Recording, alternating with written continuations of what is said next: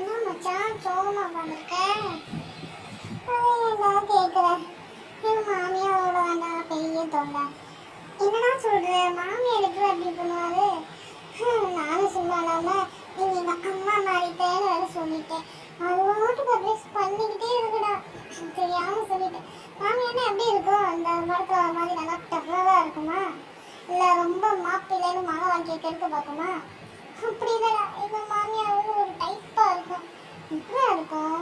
இன்னும் கருப்பா பயங்கரமா டைம் டவரா இருக்குமோ?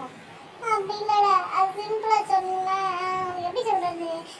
இந்த டெர்மினேட்டர்னு ஏதோ ஒரு இங்கிலீஷ் கூட இருக்கும்ல, அது ஒரு மானிட்டர் ஒரு பொம்பளை இருக்கும் பாத்தியா, ஒரு மாதிரி பார்த்துக்கிட்டு அடிக்கிற வேலையெல்லாம் வச்சுக்கிட்டு, அதே மாதிரி என் மாமியார் ரொம்ப படுத்தும். என்னத்துக்கு சொல்ல எந்த காரணம் சொல்லணும்னே தெரியாது. அது வாட்டுக்கு ஏதாவது அட்வைஸ் பண்ணும்.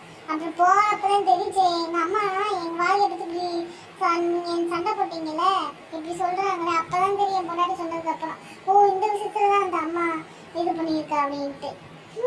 ரொம்ப படுத்துதுடா. அப்படி நானும் அண்ணன் எப்பா போவேன் தின்னு எப்பா கிடையாதுன்ற மாதிரி சண்டை போட்டு அனுப்பிச்சு விட்டுறேன்டா.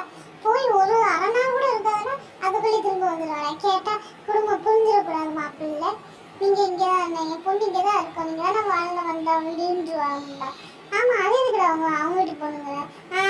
பாட்டிக்கு போனா அவன்கிட்ட சொல்லிட்டு அம்மா பையன் நான் சொல்லிட்டு போக முடியும்? தோத்துட்டு அப்படியே நம்மளும் போறதுதான். நல்ல ஐடியா வேண்டாம். அப்ப உங்க மாமாட்டையா சொல்ல வேண்டாம்டா. உங்க மாமனார் என்ன பண்றாரு? அந்த அளவு டம்மி பீஸ்ல அந்த அம்மா சொல்றதுக்கு. அப்படியாமா? சரிமாட்ட தவிர வேற எந்த டைலாக் பேச மாட்டார். தேஞ்சு போன ஓட்ட ரெக்கார்டு. சரிடா சரிடா. நீ ஆமா எப்ப கோச்சிட்டு போனாங்க? இந்த பக்கமே வர மாட்டேன்னு தூத்தும் துப்பிட்டு போச்சு. அதையெல்லாம் கேட்குறேன். நான் கல்யாணத்துக்கு முன்னாடி சமைக்க தெரியும்னு சொன்னேன். அதனால பொண்டாட்டி உடம்பு சரியில்லைன்னு நீங்க சமைங்க மாப்பிள்ள அப்படின்னுச்சு. நானும் சமைச்சேன்டா. அது ஒன்றும் இல்லைடா, சாம்பாரில் உப்பு விடலன்னுச்சு. நான் என்ன சொன்னேன், அது உப்பு தானத்தை கலைஞ்சிருக்கும், அதனால் ஒன்றும் தெரியாது உப்பு அப்படின்னேன். அதுக்கு தான் நீ வேணாம் எது வேணான்னு போயிட்டாங்கடா.